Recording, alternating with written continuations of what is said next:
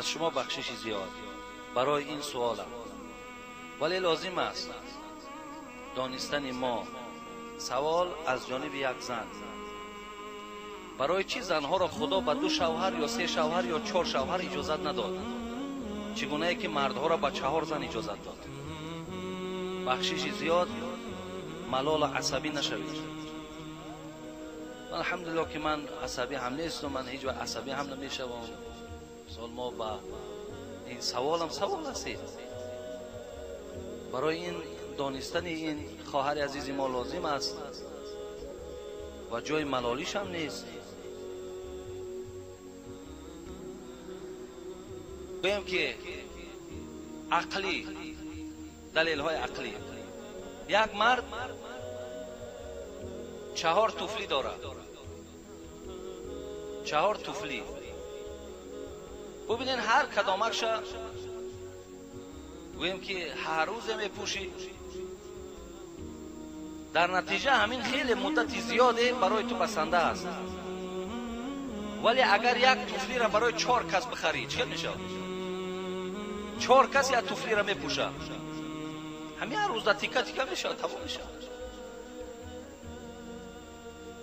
همین خیل نیست این شما خودتون با همین ذهناتون فکراتون قطعی کار کنید. چیزی که در کار بود ما گفتیم، ولی بسیار چیزهایی داشتم در ذهنم که گویم، ولی به خاطر که باز آینده اینها را کسی گوش میکند، شاید که مثال باز هر کل بافته های در اطراف او جای کنن، منم خلاصش برای او گفتم. ولی این خواهر عزیز ما کسی باشد سوال دادن که برای چی خداوند برای مرد 4 زن اجازت داده است و برای زن 4 شوهر نه؟ اولا اگر شما فکر کنین وقتی که نمی کدام زن در روبروی شما ایستاده گوید برای چی شوهر 4 شوهر برای زن اجازت نیست، خودش سوال معنی ندارد. خودش سوال به معنی است. زیرا اینکه هر چیزی را که خداوند حرام گفت او به حکمت نیست. چیزی را که خدا حرام گفته است حتمی حرام های پروردگار به ضرر ماست و به قدر و به قیمت شدن ماست. هیچ کدام حرام کرده پروردگار برای ما نفع بخشیدگی نیست یا قدر و قیمت ما را بلند کردگی نیست. شما این فکر کنید چیزی را که خدا حرام گفته است، کنی بینین کننده های همون اجرا کننده های همون ها کیا هستند، چه منزلت دارند، چه آبرو دارند. اگر همین 4 روزه آبروی دنیا را شما در نظر داشته باشین، این آبرو نیست. برای این اولا خواهر عزیز، خدا در قرآن شما میتوانید که سوره نساء خود در اطراف زنها سوره آمده است به نام نساء، یعنی زنها. در خود سوره زنها خدا داناست آیت 3 است. آیت 3 همین سوره نساء پروردگار میگوید اعوذ بالله من الشیطان الرجیم فانکحوا ما طاب لکم من النساء مثنی و ثلاث و رباع. خدا میگوید پس برای نفس های خودتان ای مردها نکاح کنید 2 زن، 3 زن، 4 زن. یعنی بعضی ها میگن که مردها در 7 زن رواست، بعضی مردها در مثال چند زن رواست. نه، اساسش برادر از همین آیت قرآن، آیت 3 از سوره مبارکه نساء. حالی امروز قرآن ها هم با کریلیکی تحلیل شدگی، شما میتونید قرآن ها را با حروف های عربیش هم که نفهمین با حروف های گویم کریلیکی روسی قدیم تحلیل شدگی هم. شما میتونید که آیت 3 سوره نساء را تماشا کنید. خدا میگه 2 زن، 3 زن، 4 زن برای مردها حلال گردانید. اولا در جواب این خواهر ما این میستد که آیت قرآن است. ما اطراف این محاکمت حق نداریم که گویم برای چی خدا 4 زن مرد حلال گفت و 4 شوهر به زن اجازت نمیدهد.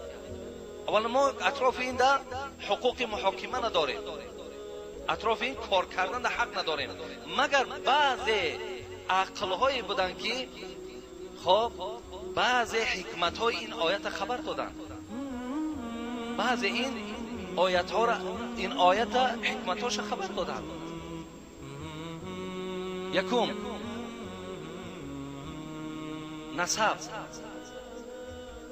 نسب بسیار نقش کلان می‌بازد.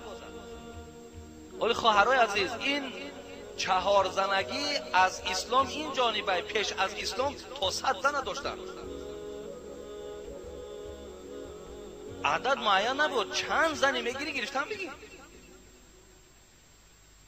وقتی دین اسلام آمد حتی که دیگر برای اونها محرمشون هم گرفتن درست بود. بعضی پدرها، آیت قرآن است، بعضی پدرها وقتی که زنهاشون از سر میدادن فرزنداشون با نکاح کردن میگرفتن. ببینید سوره نساء، خود سوره نساء رو تماشا کنید. اعوذ بالله من الشیطان الرجیم ولا تنکحوا ما نکح آباؤکم من النساء. خدا میگن نکاح نکنید آن زنهایی را که پدرهاتون نکاح کرده بود. یعنی فرزندان نکاح کردن میگرفتن. ولی این تازگی و این رعایه و این معرفت و این مدنیت از اسلام این جانب آمده ایستاده است. بی‌عدد بود زنهاشون. یکم نسب باید ثابت باشد. ببین اگر یک زن 2 شوهر دارد یا 3 شوهر دارد، آبی که در او داخل می شود وقتی مخلوط می شود عررش می شود، این نسب کی ثابت است؟ معلوم نیست. این فرزند کیست؟ پگاه یک دعوا می شود،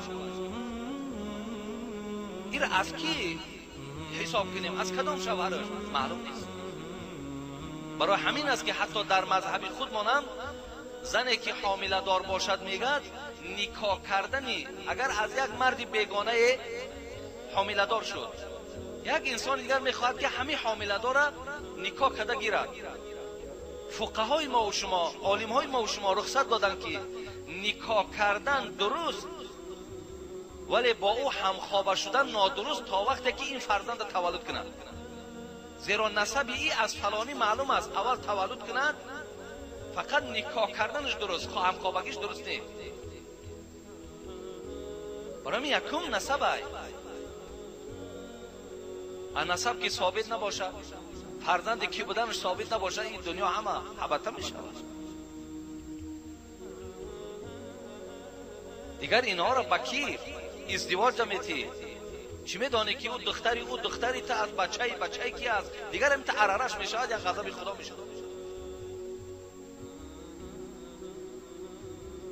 دیگر دویم شوهر و سوم شوهر این مثل زنا هست.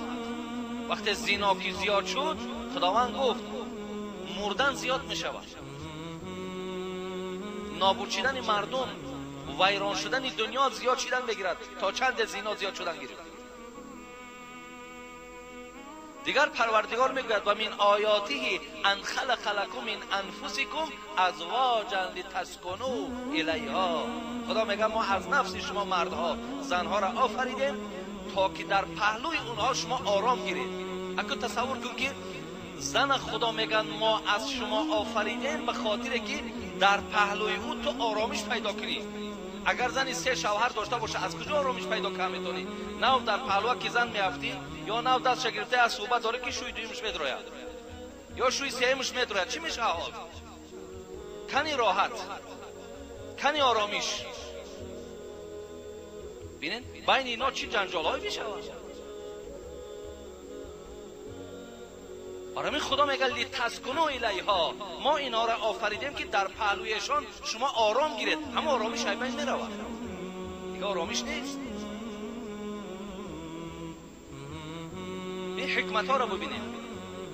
دخترها را پرسین که یک زن اگر 2 شوهر 3 شوهر 4 شوهر هم خوابگی کنند، آیا نفس زن به ضرر میمونه؟ جهت های تیبی شد. دیگر یک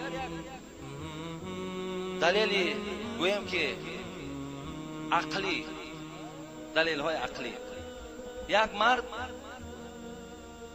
4 طفلی دارد، 4 طفلی. ببینین هر کدامکش گویم که هر روز میپوشی، در نتیجه همین خیلی مدت زیاده برای تو بسنده است. ولی اگر یک توفلی را برای 4 کس بخری چه میشه؟ 4 کس یک توفلی را میپوشه، همین روز در تیکه تیکه میشه، تمام میشه. همین خیلی نیست این شما خودتون با همین ذهناتون فکراتون قطعی کار کنید. برای همین امکانیت ندارد خواهر عزیز. چیزی را که خدا میداند بنده نمیداند. چیزی را که خدا حرام گفته است مهربانی خداست. چیزی را که حلال گفته است این مهربانی خدا برای بندگانش است. دارم که اگر علاجش باشد با این سوال جواب گویید. آقای حاجی میرزا، اگر مرد با زنش خانه‌داری کند و نطفه مرد در رحم زن نریزد، زن میتواند که به غسل نماز گذارد با احترام یک مخلصی شما؟ نه نمیتواند. اگر مرد با زن مقصد خانه‌داری کنند و در همین حالت خانه‌داری گویم که همون آبی که میگن در همون نطفه‌ای که هست همون خارج نشود، خانه‌داریشون گویم به ریختن همون آب باشد، فرقی ندارد. همین حالت در غسل برای شما فرض میگردد. اگر همین حالتی که داخل شدن مرد در زن به ریختن آبم باشد غسل واجب می شود. اگر همین صورت میگه در حیوان شود اینجا غسل واجب نمی شود. اگر یگان مردی به فراستی به مدنیتی از خدا نمی ترسیدگی حیوان رسد، در حیوان انزال شرط است، یعنی در حیوان تا آب نریزد غسل واجب نمی شود، لیکن در آدم آب ریزد نریزد غسل واجب می شود.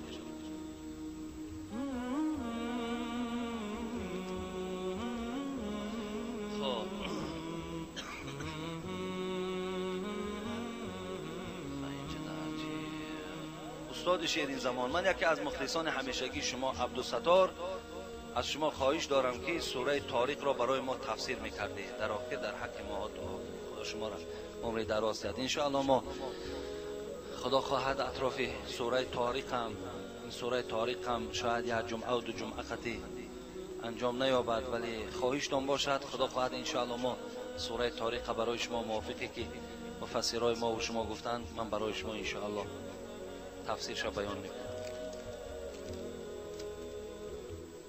سلام اکای داملا، التماس با این سوال من جواب گردانید تا دل من قرار گیرد.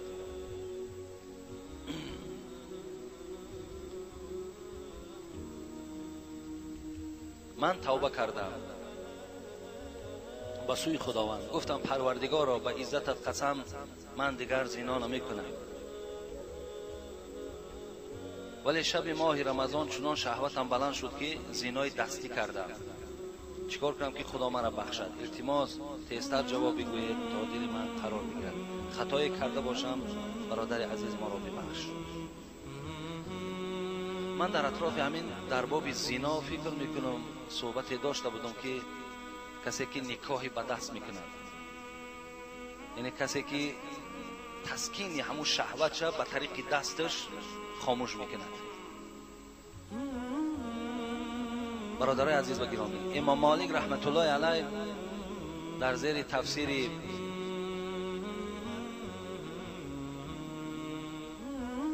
سوره مؤمنون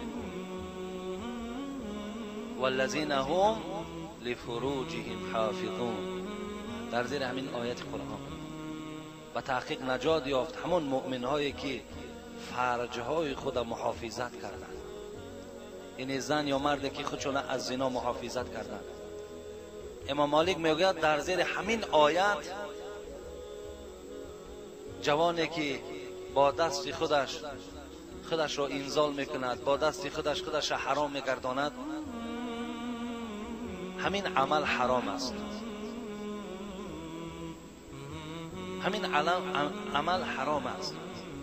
حتی در یکی از کتاب‌ها به دست من آمد رسید، در او خوانده گذاشتم که اگر جوانی که در همین کار اگر عادت کند زود است که در همین مدتی گویم تا حدی 40 گفتن، تا همین 40 سالگیش دیگر او با زن خود خانه‌داری کردن نمیتواند تا اگر با چنگ در همین عمل نزند، تا اگر چنگی با در همین عملی آموخ چیدگیش اگر نزند دیگر با زنش خانه‌داری کردن نمیتواند. چگونه ای که همین جوانایی که با گرین و با افیون آموخته شدگیان که به اون نمیتونن، اینم به همون آموخ میشود تا اگر همون عمل انجام ندهد دیگر حتی گفتن با زن خودش هم دیگر خانه‌داری کردن نمیتونه.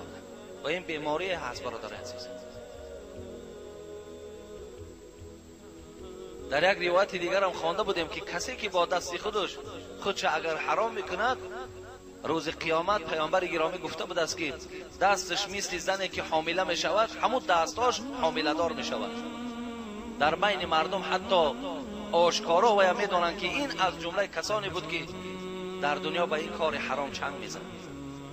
برای همین حدیث پیامبر یا معشر الشباب من استطاع منکم الباءة فلیتزوج،